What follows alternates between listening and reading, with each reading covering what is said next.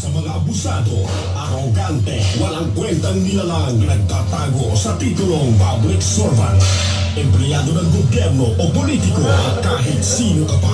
Yan ang tunog na mamatay sa'yo. Walang sisinuhin, walang sasantuhin.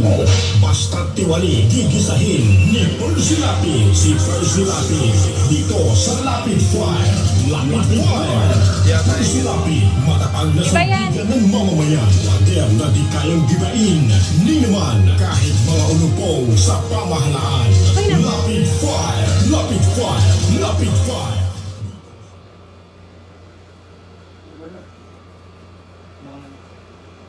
Magandang umaga. Congratulations. Tagahara mo kami. Hindi mo lang nakakuha. Mas tagal na kami nakikinig sa'yo. Kasi magandang programa mo. Bukod sa mayroong tinatalakay na tama sa bayan, mayroong humor. At bilib ako sa'yo. Kasi minsan parang nagagalit si babae sa'yo, pero hindi mo pinatulang, cool ka lang. Nandyan ka, kung kinamukha ko yung si Percy ka, ako magaling talaga. Pero talagang baka ako, maganda ka makiharap sa tao. Congratulations, babati na ako sa'yo at more power. Keep it up.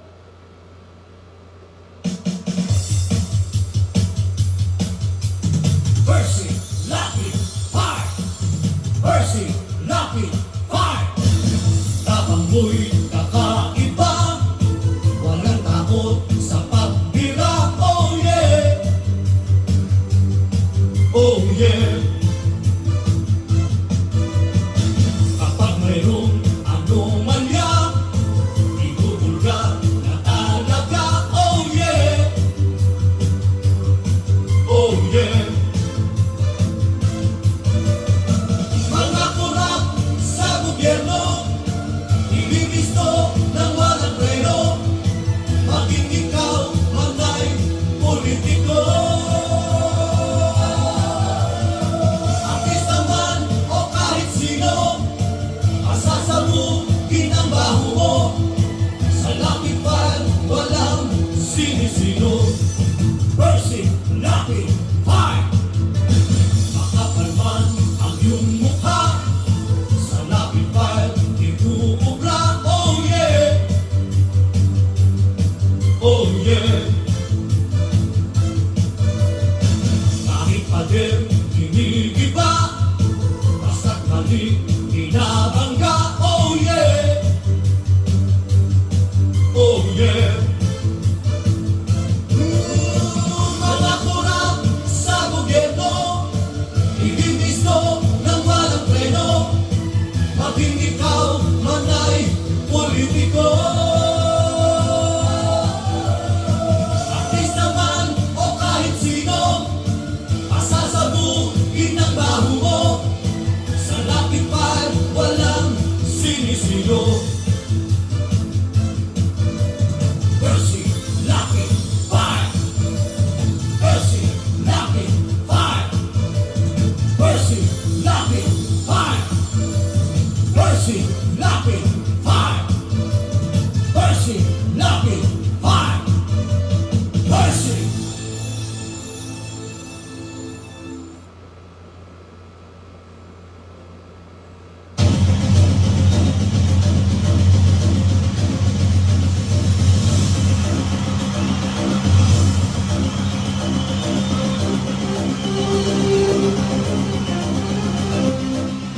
Magandang gabi po mga kaibigan. Ito po si Percy Lapid para po sa ating programang Lapid Fire. At gaya po ng dati, muli po tayong tatalakay ng mga paksa na ating pag-uusapan ngayong gabi. At tayo po ay humihingi muna ng paumanhin sapagkat bago pa lamang po ang ating live streaming. Kaya kasalukuyan po ay inaayos-ayos pa natin, ini-improve natin sa abot po ng aming makakaya upang maihatid namin sa inyo ng maayos, mahusay ang ating mga pagbabalita at talakayan dito po sa ating palatuntunan, ang Lapid Fire. Mga kaibigan, marami tayong pag-uusapan ngayong gabi. Ano po? Nariyan din po yung issue tungkol dito sa shabu, mga kaibigan, na kamakailan ay nahuli po ng mga otoridad mahigit sa 5 bilyon piso. Yan ang pag-uusapan natin. Ano ba ang istorya yan tungkol po dyan sa nahuling shabu na yan? At ano na po ba ang resulta na yan? O resulta na nangyari po dyan? Siyempre, pag-uusapan natin yung kung tungkol sa horror bill, mga kaibigan, ano po, na maging ang mga abogado, ang Integrated Bar of the Philippines, ay nagbigay na po ng kanilang pahayag laban dyan sa tinatawag na horror bill na yan, mga kaibigan, na pinangangambahan ng marami na yan po ay gagamitin laban sa mga pumupuna sa mga kamalian ng kasalukuyang administrasyon. At ang balita po, mga kaibigan, si Senator Manny Pacquiao pinapasinungalingan po na siya ay tatakbong presidente sa susunod na eleksyon. Dahil meron pong nagsasabi na, ewan ko, daming magaling kasi ngayon na tatakbo raw po si Senator Pacquiao, inilabas pa yan sa online yan pinapasinungalingan ni Senator Manny Pacquiao. At ano na nga po kaya ang pinag-uusapan dito sa ABS-CBN, mga kaibigan? Kasi meron sumulat sa atin patungkol dun sa sinasabi ni Marcoleta, o yung ginawa ni Marcoleta na pinatula si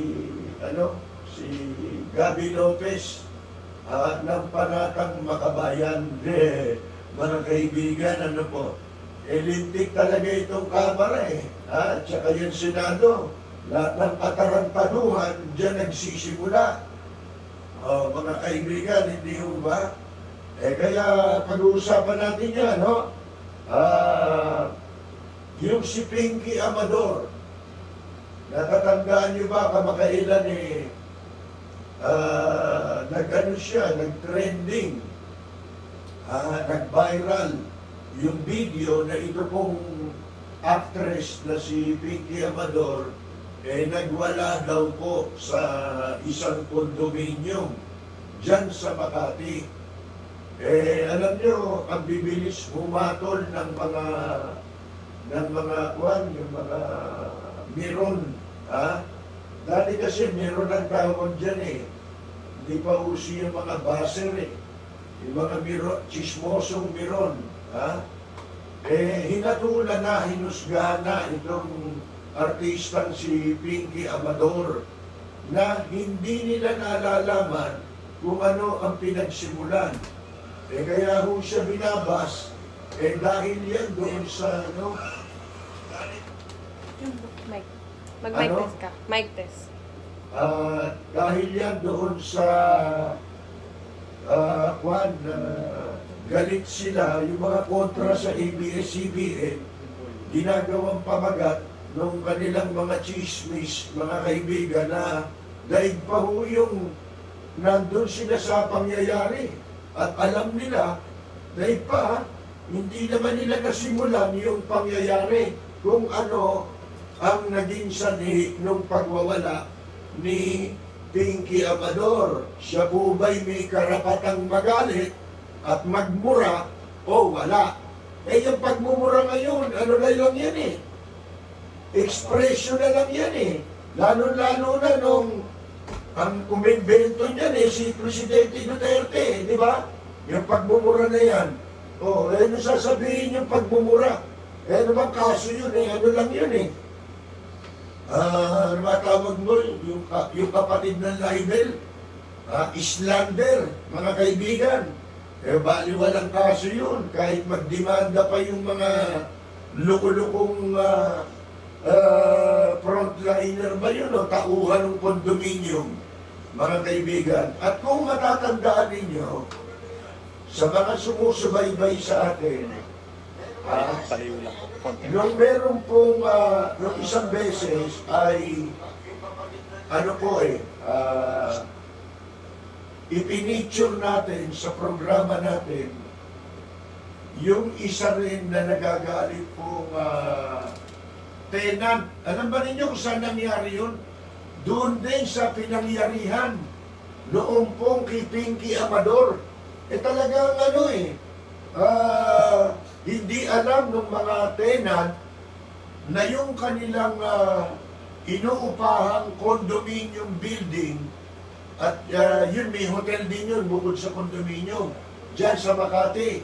Hindi nila alam na yun ay ginamit ng OWA para gawing quarantine, gamitin sa pagkakapirahang quarantine ng mga OFW, na kanila pong i-check-in kung saan sa hotel at tinetenga ng matagal para na sa ganon ay lumaki ang gastos at bayad sa mga hotel.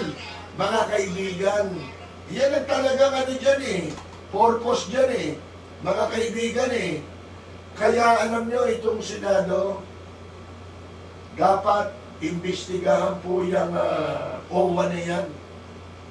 Hindi na ba kayo, wala na bang nakikinig ni isa mang mambabatas sa daing at sa mga katarantaduhan na ginagawa laban sa mga OFW? Wala na bang nagmamalasakit sa kanila? Isipin ninyo, alam ba ninyo meron tayong video, hindi lang nga natin ma-play ngayon na merong mahigit 300 o 400 mga OFW doon sa Saudi Arabia ang nakikiusap sa gobyerno natin na sila ay tulungang makauwi sa bansa.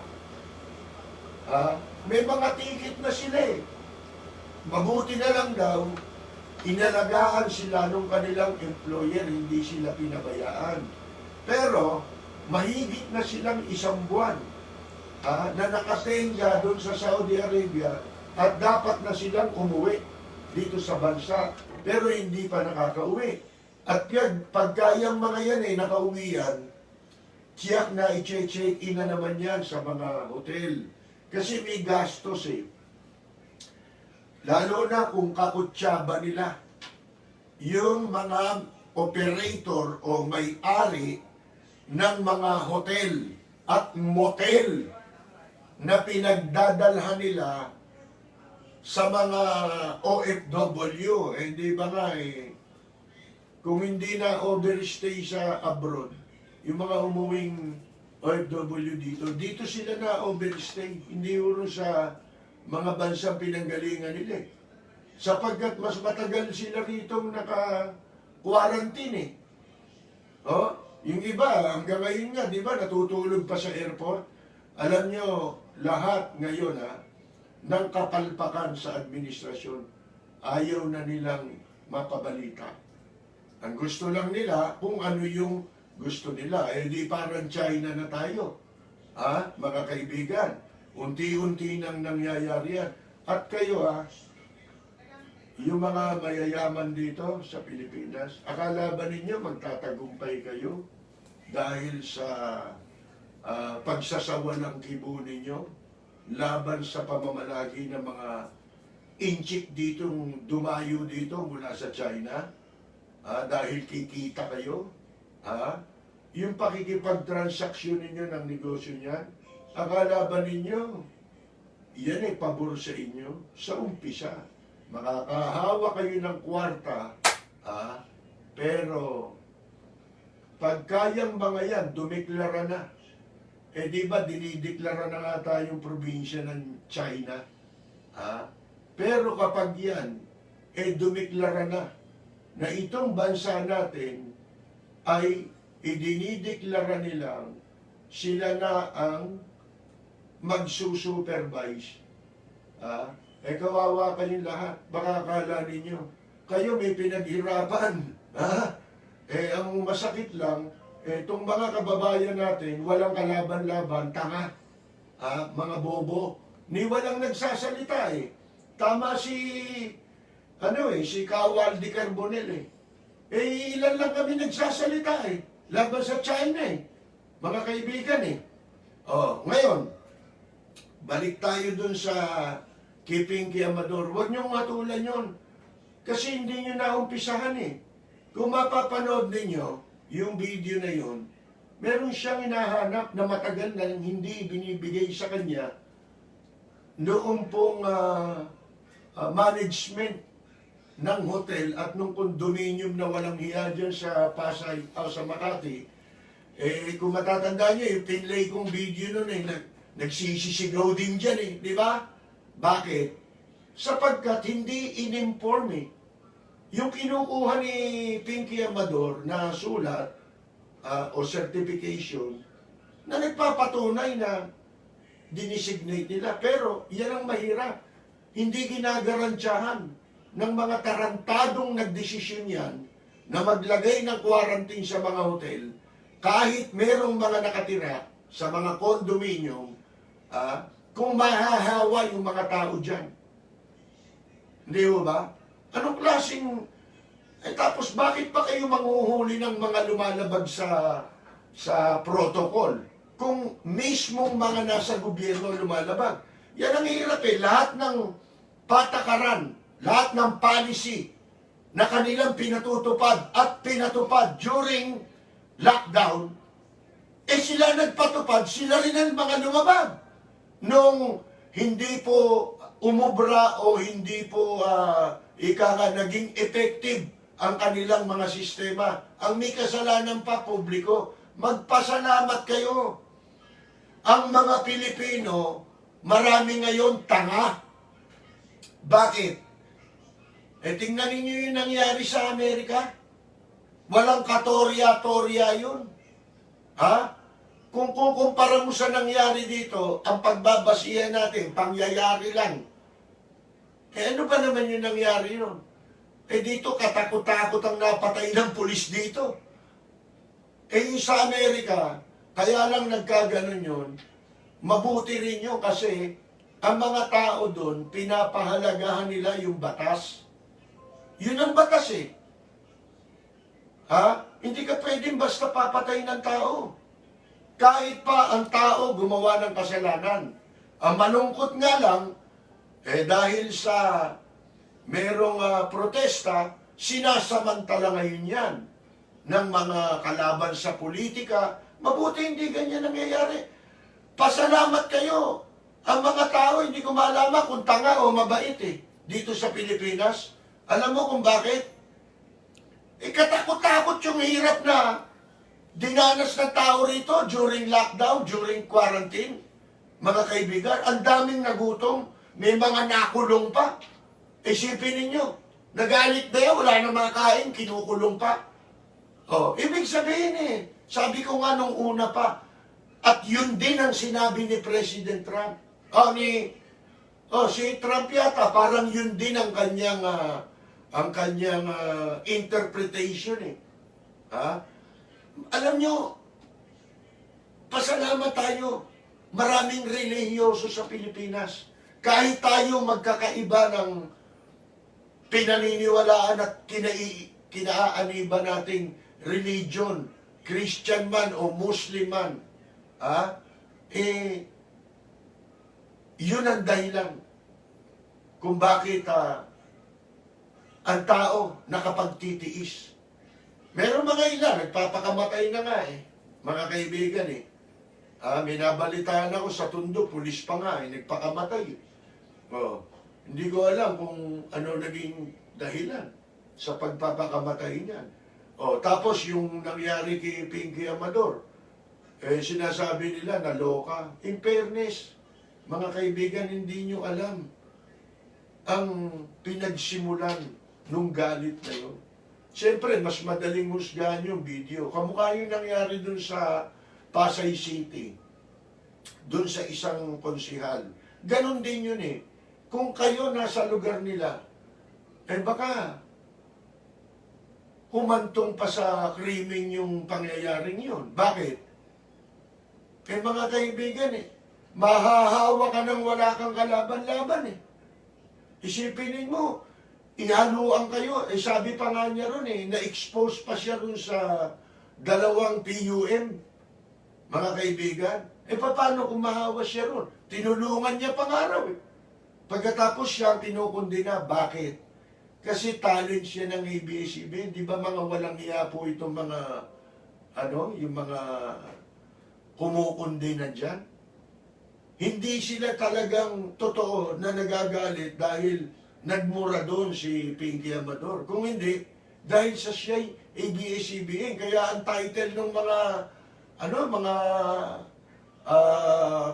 bashing sa kanya ABS-CBN actress o kaya talent Hindi ba? Kinakapit na gano'n Parang religion. Halimbawa, Muslim nakapatay. Sasabihin, Muslim pumatay. Ba't mo babanggitin yung religion ng tao? Ano ba kinalaman ng religion? Ganyan nakagago mga tao rito, kaya nauso yan dilawan Yung sinasabi nila, dilawan. Bakit? Pag dilawan daw, liberal party yun. Babansagan ka pagka hindi ka sang-ayon sa mga nangyayari. Gusto nila, wala ka ng karapatan na sabihin, magsalita ka. Kahit pa yan, ay ginagarantiyahan ng saligang batas. Mga kaibigan, bago tayo magpatuloy, sandali lang at meron tayong titignan sandali. Pulpul para sa mga abusado, arogante, walang kwentang nilalang nagtatago sa titulong public servant, empleyado ng gobyerno o politiko, kahit sino ka pa, yan ang tunog na lalatay sa'yo. Walang sisinuhin, walang sasantuhin, basta't tiwali gigisahin ni Percy Lapid. Si Percy Lapid, dito sa Lapid Fire. Lapid Fire! Percy Lapid, matatag na sandigan ng mamamayan, pader na di kayang gibain, ni naman kahit mga ulupong sa pamahalaan. Lapid Fire! Lapid Fire! Lapid Fire!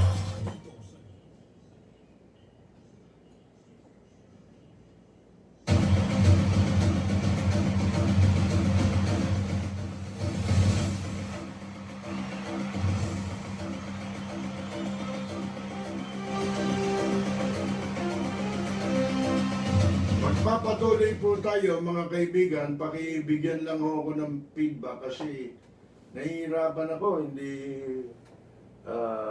hindi ho yung tunog ko rito iba sa naririnig ninyo. Ano po?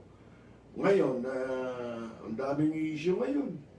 Hindi natatapos siyempre itong tungkol nga po dyan sa horror bill na yan. Napipirmahan na raw ng Pangulo. At ito ho, mga kaibigan, itong pamimiki ng mga account sa Facebook, yung kino-clone yung iyong account, di ba? May mga nagbubukas ng kanilang, o may gumagawa niya. Sabi ko nga, siyempre, ang una mong dapat pagpaliwanagin dyan, di ba? Nung araw, yun naman talaga ang basic na trabaho ng pulis at ginagawa ng pulis kahit na nung araw. Halimbawa, may krimeng nangyari at ang nature ng krimen ay pagnanakaw sa isang neighborhood, sa isang barangay. Aalamin agad ng pulis, sino ba dito sa community na to, sa barangay na ito, ang may record ng pagnanakaw. So, lahat ng may record sa pagnanakaw, mga ex-convict, mga ganyan, na ang naging kaso nila pagnanakaw, dadamputin lahat yan. Tapos ipahihilerahin pa nga yan Di ba? yung complainant, ipatuturo dyan, sino dyan yung magnanakaw.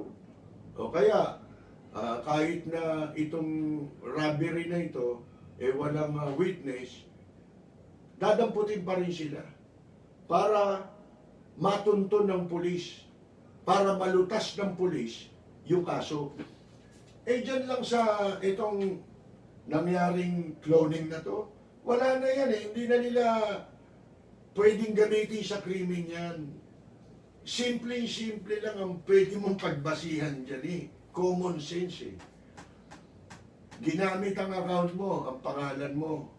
Nakakatakot nga ngayon, pati litrato, pwede nilang i-grab eh. Katulad itong mga hayop na ano, di ba? Na troll, itong troll farm, ha? Na ang hanap buhay, dahil pa sa magnanakaw eh. Mga kaibigan eh. O ngayon, ang gagawin, simple lang eh. Ang pagbabatayan eh. Kasi meron mga pecha yan, okay lang ka nag-open eh, hindi ba? O. Pangalan mo, ikaw, matagal ka ng may account.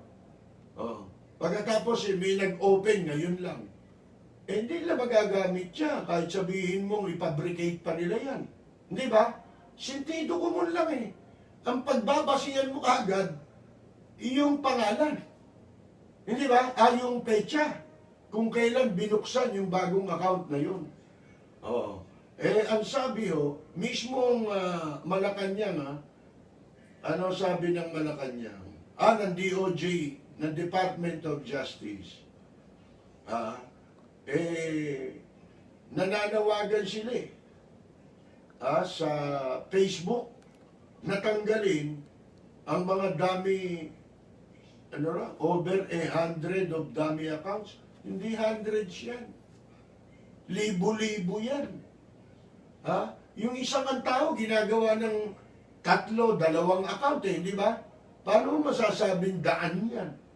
Talaga itong mga to, kung magpanggap hindi makatotohanan Hindi ka pa. Niloloko ninyo ang sarili ninyo Di ba? Pinapagod nyo lang yung sarili ninyo isipin mo, naghahatid kayo ng disinformation. Kayo itong disinformation dyan sa gobyerno. Minimisinform nyo yung public. Hindi kayo, napapagod lang kayo. Bakit? Hindi kayo paniniwalaan Di ba? Kaya, ang epekto niya, pati yung anti-terror bill, sabi ko nga, sino bang gago? Sinong siraulong nilalang ang kokontra laban sa terorismo? Sige nga, meron ba matinong nilalang na gano'n? Meron bang nilalang na magsasabi sa iyo, gusto ko may nagsasabugan dito Gusto ko, nilulusog tayo ng terorista Gumagawa pa kayo ng bill na yan yung terorista, nandito na yung mga incheck. Ano ba tawag nyo dyan? Bakit mo nasabi yung terorista yung mga incheck? Hindi ba nagkakalat ng lagim dito yan? Bawal yung pogo, bawal magsugal dito? Yung sugal na pinalalaganap nila rito? Hindi nagbabayad ng buwis, totally dinidisregard ang mga batas at binabaliwala ang gobyerno. Parang ang gobyerno baliwala pagdating sa kanila bakit hindi ka maiiyak dito, mga kaibigan? Isipin mo, jeepney driver, tumayo sa kalsada, Mr. President, gutom na po kami. Pwede po ba? Bigyan nyo kami ng pagkakataon makapaghanap buhay. Kasi yung pamilya namin, alam niyo yung pamilya, pag nagutom, yan na ang simula ng maraming trahedya sa pamilya. Siyempre, hindi mo alam kung may mga asawa nga, iniiwan na yung asawa nila di ba? May pamilya, iniiwan na yung tatay nila. Kasi baliwala na isipin mo. Hanggang ngayon, nakakulong yung mahigit 70 anyos. Tapos may kaso raw na ganito. Eh, may kaso palang ganun yun. Eh, ba't nung hindi nag-rally yun, hindi niya hinuli? Talaga mga kaibigan, OFW, department, anak ng po, eh, mga kaibigan, ang itayo nyo, Common Sense Department o Department of Common Sense. Yan ang kailangan ngayon eh. In demand na in demand yan. Mas in demand yan sa IT. Sasabihin ko sa inyo, o anumang pwedeng pagkakitaan. Alam mo yung mga scientifico, yung mga scientist natin, merong isang malaking hamon sa kanila ngayon. Ano ang pinakamalaking hamon sa mga scientists ngayon? Makaimbento ng gamot laban sa China virus na COVID-19? Ba, hindi. May mas malaking hamon dyan. Ano yun? Aba, yung maimbento nila kung paano maisasali ng utak sa tao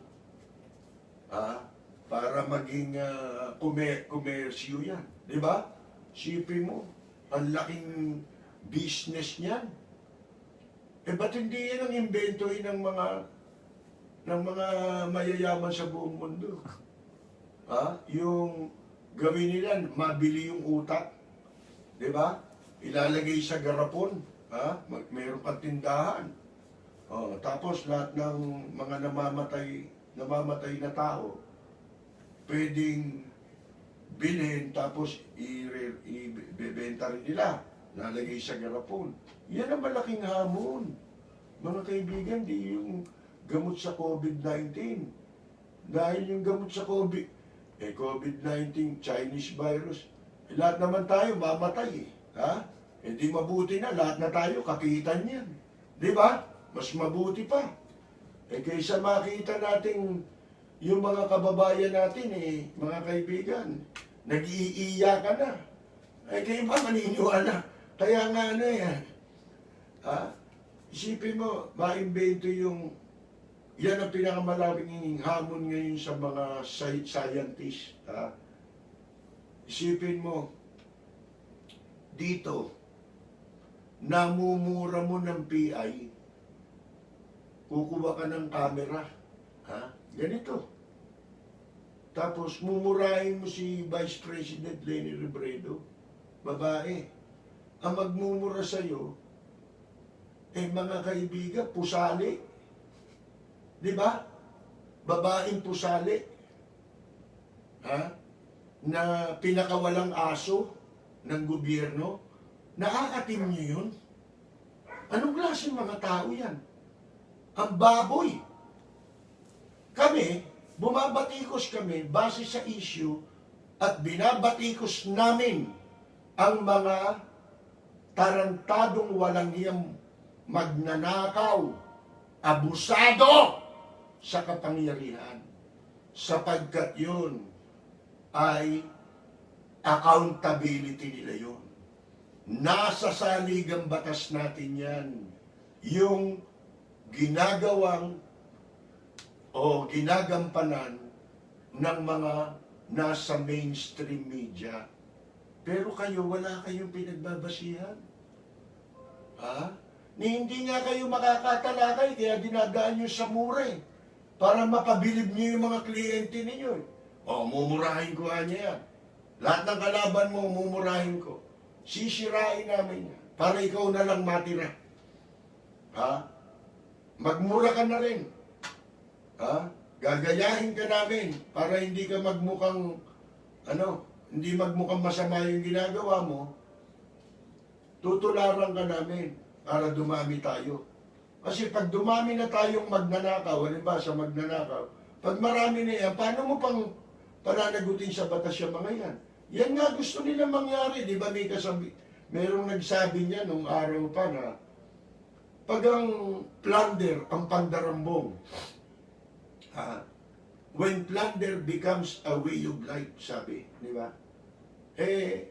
Ang mga tao niya ay lumilikha sa kanilang sarili ng isang lipunan na tinatanggap na yan. Nagiging normal na, ibig sabihin. Nagiging baliwala na, kahit labag sa batas, ang pagnanakaw at pandarambong. Ganun yun. May napanood pa ako isang pelikula ni isang gabi. Kasi kachat ko minsan yung isang kaibigan natin. Meron siyang sinabi sa akin. Sabi ko, ito, papanood ko lang ng pelikula eh. Ang pamagat nun The Monuments Men. Yata. Ngayon, itong pelikulang ito, si George Clooney, ang bida rito, tsaka si Matt Damon. Ngayon, World War II, panahon gera kay Hitler, di ba?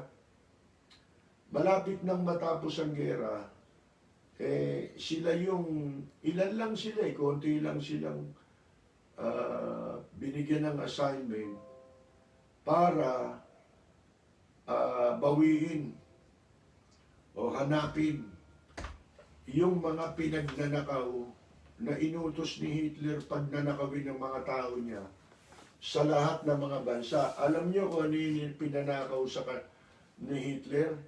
Di ba yung mga arts, mga painting, mga rebultong nilikha nila Michelangelo, mga treasure yan eh. Dahil yan, kultura ng bansa yan eh. Di ba? Kung taga-samba yan si Michelangelo, di ba? Anong bansa siya? Pinipreserve yan. Ang dami niyan. Sino pa? Mga Picasso. Ang dami ho nun. Based yun sa totoong pangyayari, mga kaibigan. Ano ang dahilan? Ano ang ginawa ni Hitler? Noong pong malapit nang matapos ang gera. Dahil matatalo na sila. Gumawa ng sulat.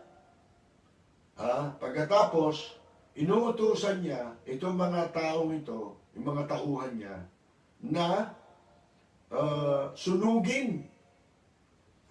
Pinasusunog yung mga arts na yun. Mga kaibigan, bakit? Para mawala ang kultura ng mga bansa na yan. Sipin mo, ganun kabuktot ang ginawa ni Adolf Hitler. Pero, kung pag-aaralan ninyo, ako, mga kaibigan, siyempre, si Hitler ay naging, naging halimbawa na hindi dapat pagtularan, di ba? Hindi dapat tularan. Pero may mga gustong tumulad kay Hitler, hindi lang basta tumulad. Pinag-aralan pa nila kung paano nila lalagpasan ang kahayupan ni Hitler. Hindi ba? Mga kaibigan, sa panahon ni Hitler noon ang propaganda panalo na sila mga kaibigan Laging ganun ang propaganda kasi ang katwiran nila, ang katwiran ng si Goebbels, yung bata ni Hitler, ang kasinungalingan, basta lagi mong sinasabi yan, paulit-ulit mong ginagawa yan, nagiging totoo yan. Kasi wala nang kukontra sa iyo Hindi ba? Kaya yun ang ginagawa ngayon. Alam naman nyo yan, itatanong nyo pa ba sa akin yan? Kayo nga ang saksi. At ako nga, nahihiya minsan sa mga followers natin, sa mga sumusubaybay sa atin. Alam nyo kung bakit? Ipagpaumanhin ninyo kasi po, ang nakita ko, mas stress pa kayo sa akin sa nangyari. Naiya ako mga kaibigan Sipin nyo, na-stress kayo. Ang daming bumabaha yung message sa akin messenger hindi ko, at ako yung humingi rin ng paumanhin dahil hindi ko magawang mabasa lahat yan agad-agad Dahil meron din tayong mga pinagkakaabalahang iba. Ha? Lalo na ito pong ating live streaming na ito. Gusto natin eh. Gumanda pa ito eh. Ha? Eh kayo, para po mas maganda nating maihatid kung ano po yung ating dapat mapag-usapan. Bueno, sandali lang ho ha. Para sa mga pulpul, para sa mga abusado, arogante, walang kwentang nilalang na nagtatago sa titulong public servant, empleyado ng gobyerno o politiko, kahit sino ka pa, yan ang tunog na lalatay sa'yo. Walang sisinuhin, walang sasantuhin, basta't tiwali gigisahin ni Percy Lapid. Si Percy Lapid, dito sa Lapid Fire. Lapid Fire! Percy Lapid, matatag na sandigan ng mamamayan, pader na di kayang gibain, ni naman kahit mga ulupong sa pamahalaan. Lapid Fire! Lapid Fire! Lapid Fire!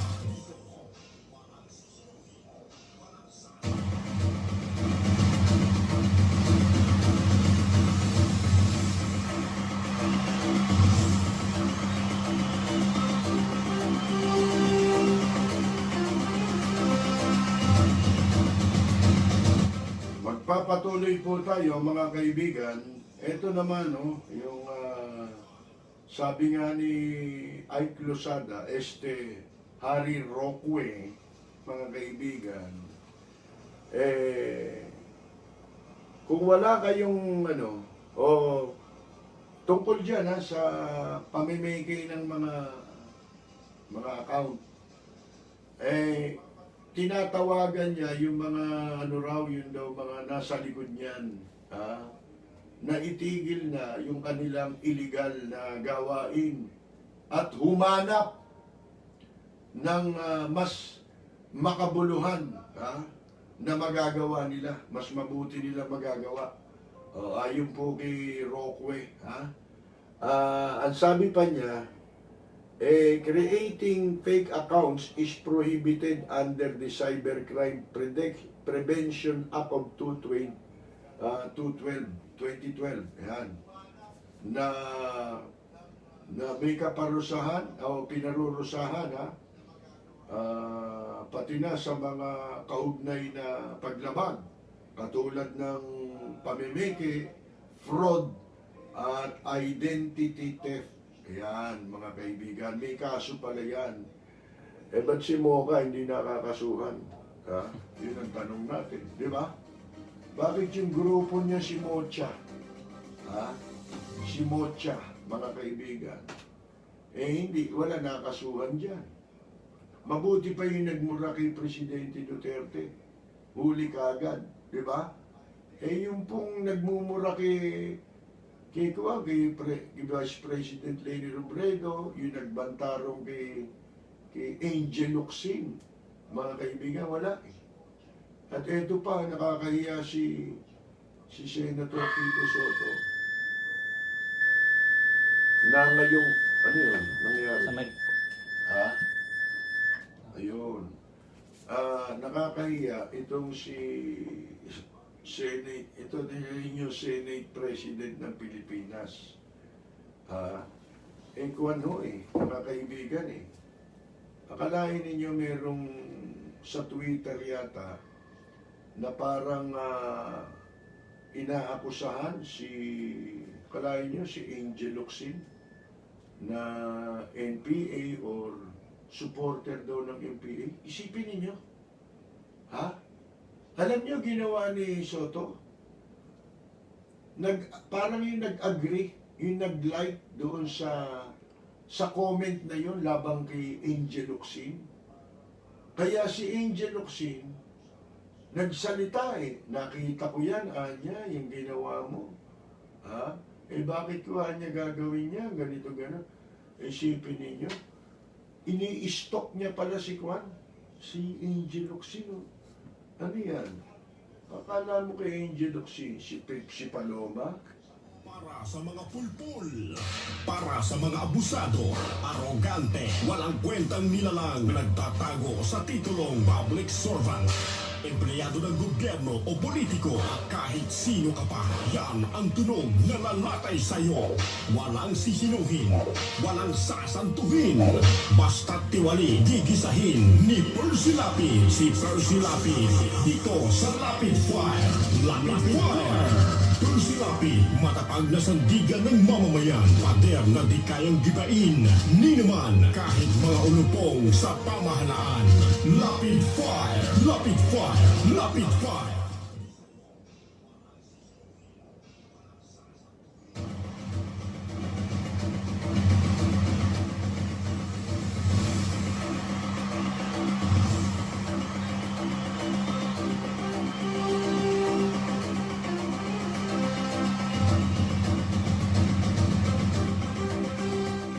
Magpapatuloy po tayo mga kaibigan. Ito, hindi ba't nitong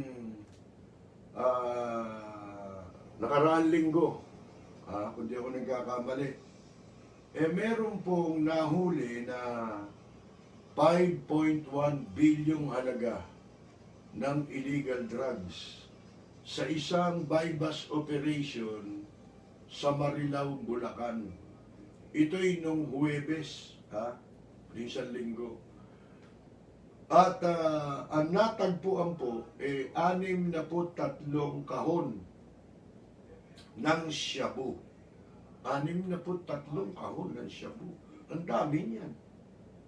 Diba? Mga kaibigan, hindi mo pwede sabihin hindi o invisible yan. Diba? Sa mata ng tao. Crystal methamphetamine ito na tumitimbang po na 756 kilos na itinatayang may katumbas na halagang 5 billion 140 million 800,000 ayon mismo sa pagtansya ng pulis, ng mga otoridad. Naganap daw itong operation na ito sa Relay Street, Barangay Lias, dyan po sa Marilao. At yung mga umaresto, naaresto po ang 3 inchik, tatlo ang inaresto, kasama na ang isang inchik, Chinese national insect. Ito mga insekto rito sa Pilipinas na pumasok dito at nakumpiska yung budel money na ginamit na nagkakahalagang 1 million. Kumbaga puhunan lang yan lalaki yan di ba? Pag nanghuli ka, namuhunan ka na 1 milyon, magkano balik niyan? Mamalaki yan. Ayon sa malabong mga paliwanag ng Philippine National Police, ito raw ang pinakamalaki nilang huli para sa taong ito. At dinagdag niya na yan daw drugs ay maaaring imported. Yun. May have been imported. Ibig sabihin, inangkat dito, pinasok dito. Since there are likely no more drug laboratories in the country. Mga kaibigan, inihinala raw niya na, pinapalagay nila na yan ay ipinasok na mga kaibigan. Asan yung nagpasok? At paano yan ipinasok? Yan ang tanong. Pero hanggang ngayon, ang mga otoridad na nagmamayabang pang accomplishment nila yan, pinakamalaki raw na huli nila ngayong taon. Aanin namin ang huli. Bakit makakain ba namin yung shabu? Ha? Oh. Ang kailangan namin, yung mga taong nasa likod niyan. Kasi, marami ng pangyayari yan eh. Marami na kayong hinuli sa loob ng nakalipas na mahigit 3 taon. Eh, dami na niyan. Ha? Huwag na natin isama yung ibang taon. Oh, ibig sabihin, kung inimport yan, lahat yan ngayon pumapasok. Ha? Dito sa Pilipinas. Sa madalit sabi, wala naman tayong nabalitaan. Sa lahat ng hinuli nila, may nakulong. Meron ba? Asa na si Kerwin Espinosa? Si Peter Lim? Asa na yung hayop na inimbestigahan pa ng Senado na mga smuggler ng shabu? Ang nakakulong ngayon, ewan ko kung nakakulong pa rin. Yung si Taguba, ha? Ang nakakulong yung ilang tao lang. Pero yung mga mastermind, nasan yun? Ano accomplishment doon? Kayo lang siguro. Baka accomplishment ng bulsa yan. Huwag na kayong magyabang kung wala kayong maipipresenta. Eto ngayon. Iyan po pala, may balita tayo na patuloy umano ang pagpupuslit ng mga droga dyan sa Bureau of Customs. Mga kaibigan, sabi ko nga sa inyo huli kayo ng huli ng mga ospital na underground dito, Chinese hospital. Pero nasan yung mga hinuli nyo? Nakasuhan nyo ba? Nakasuhan sila sa dyaryo. Pero actually, nasan? Pinakita na ho ba nila? Hindi na lang matatapos niyan. Kung talagang gusto ninyong patayin yung lamok, sabi nga ni Kauding Bartolome nung nabubuhay, kung gusto mong lipulin yung lamok, linisin mo yung kanal na pinanggagalingan ng lamok. Kahit bumili ka ng katol, mauubos ang pera mo ka bibili ng katol. Dahil di mo mauubos ang lamok. Kung gumagamit ka pa ng baygon, nalechi na. Gumastos ka na, baka magkasakit ka pa. Dahil po doon sa chemical na yun. Ngayon, eto ang balita. Ewan natin kung maimbestigahan ito. Meron daw pong isang assistant field officer ng Manila International Container Port. Diyan, naka-assign. Customs ito di ba? Bureau of Customs. At field officer ng Clark at the same time. Dalawa pwesto niya. Assistant field officer sa MICP at field officer ng Clark Port. At ang very reliable po natanggap nating impormasyon. Ito po ang nasa likod. Ang mga nasa likod nito pong puslitan ng droga, especially ito pong mahigit sa 5 bilyon na inilusot diyan sa Bureau of Customs. Ano ba itong mga, ano ba ito? Kala ko ba susumpuin ng droga? Kayo na sumpo ng droga Baliktad mga kaibigan. Alam ninyo, katulad lang ito nung sinasabi nating nahuhuli nilang mga ospital, ang daming gamot, di ba? Kung ano-ano, gamot sa, gamot sa AIDS, sa tulo, gamot sa COVID, ha? Nagpapagamot pala dyan, may mga sakit ng COVID. Kaya magkalat man sila ng COVID, wala nakakaalam na sila nagkalat, di ba? Kasi may sarili silang ospital. Kanina meron na naman sa TV, di ba? May testing daw sila. Katwira nila, hindi sila ma-testing. Hindi, ba't kayo testing? Umuwi kayo sa China, di ba? Doon kayo magpa-testing, mga walang hiya kayo. O, ngayon, paano nailusot yan dito? Wala nagtatanong eh. Wala nagsasabi.